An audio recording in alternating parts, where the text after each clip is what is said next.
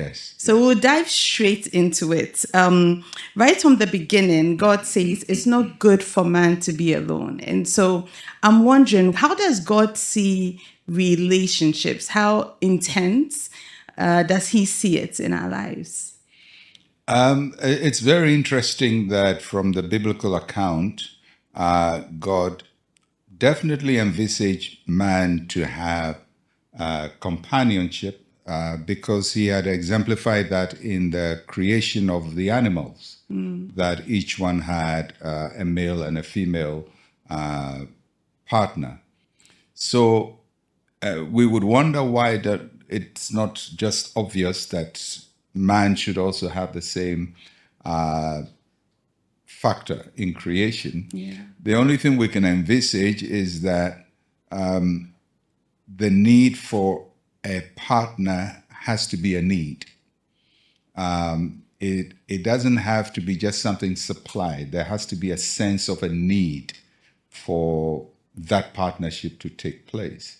And so God observes the need in man and then responds to that need. The Bible doesn't tell us that Adam actually told God about it. It could be a need that was internal in him, a need that was not verbalized but was felt.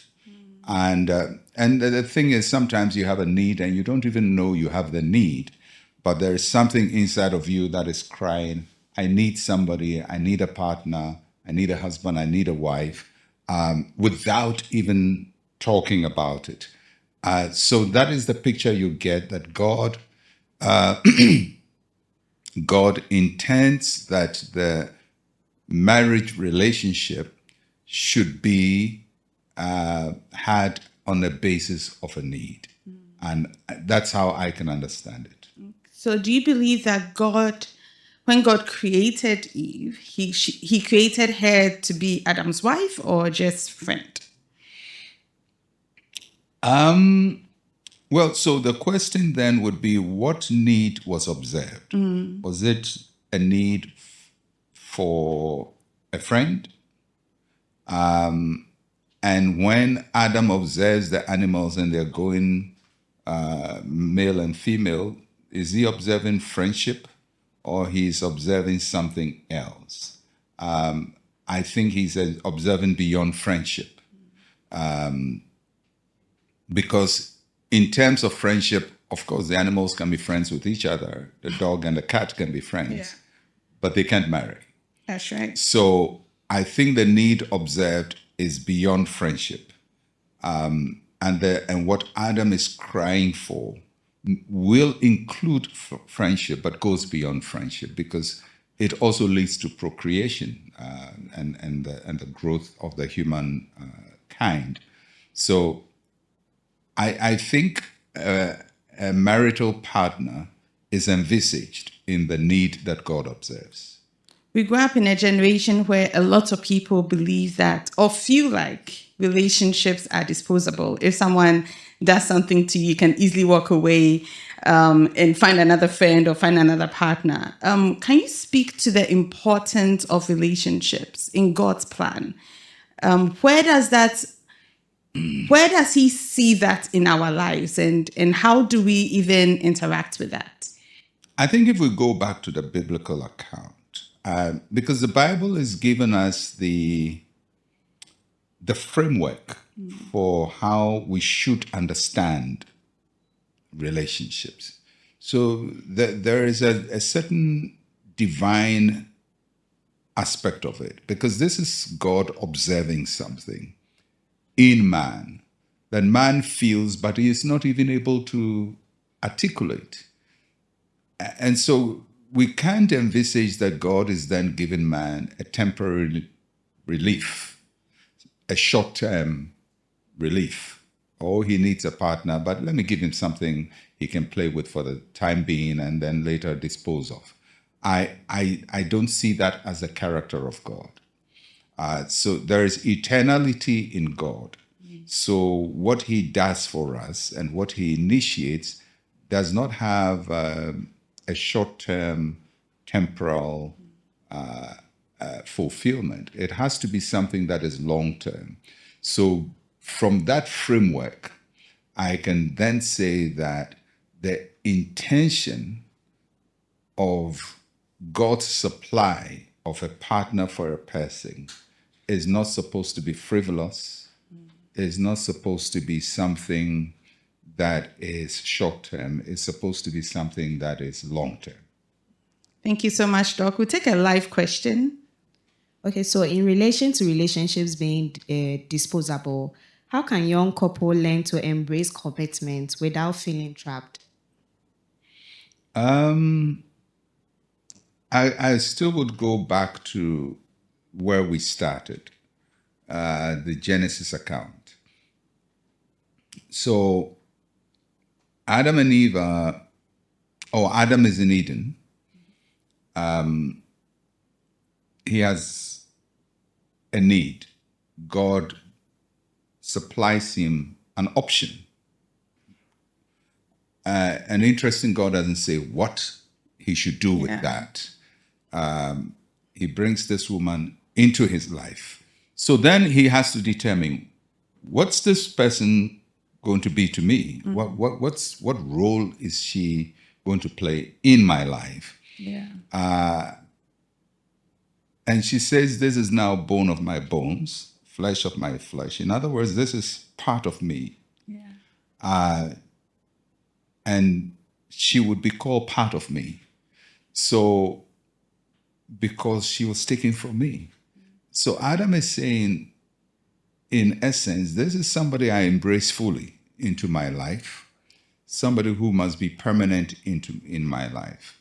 Now, if we bring that into a concept of somebody saying, this is, I will feel trapped.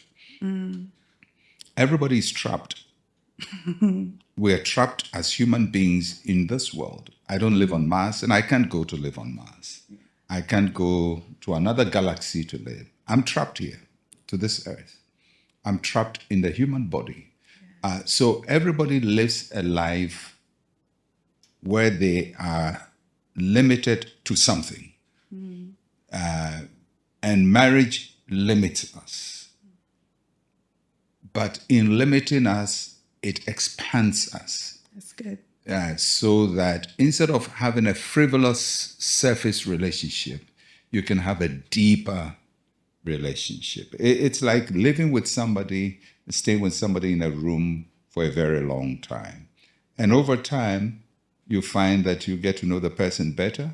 Yeah. You talk deeper, and you have a far better relationship than somebody you talk to 5 minutes and move on to talk to another person 5 minutes and talk to another person 5 minutes. You may cover a lot of ground, but the need in you would not be satisfied, because you're not just looking for covering ground. You're looking for somebody you can say, bone of my bones, flesh of my flesh. Somebody I can really say is deeply involved in my life. And human beings are created for deep involvement, and deep involvement cannot be shallow. Wow. I love that so much. I love that Adam says, this is now bone of my bone and flesh of my flesh. It gives the impression that Adam knows himself as bone. He knows himself as flesh. He's done the work of knowing who he is, so he can identify someone who is like him. And so what do you think the importance of singleness is? There's work that we have to do when we are single. And what do you think part of that work is? And I think it still go back to the Genesis story. And as I said, you wonder, why didn't God create Adam and Eve together at the same time? I mean, but the narrative tells us that there is a stage of singleness and there's a stage of marriage. Singleness to get to know yourself, get to know your strengths, get to know your weaknesses, get to know your abilities, your inabilities, get to know what you can do and what you can't do. And pretty soon you begin to realize, I know myself. I know I can do so much, and on my own I can manage so much. But I really think I would function better if I get somebody to share my life with. So the process of singleness is a process of discovery, of self-discovery, so that when somebody comes into your life, you can appreciate them the more and the better. So I think the Bible's narrative is telling us we're going to start our lives as singles. And in that single space of our lives, we're going to be doing something. Adam was doing something. He was tending the Eden. He's naming animals. So you're involved. You're involved in a vocation. You're building your life. But as you build, you realize I need more than just me.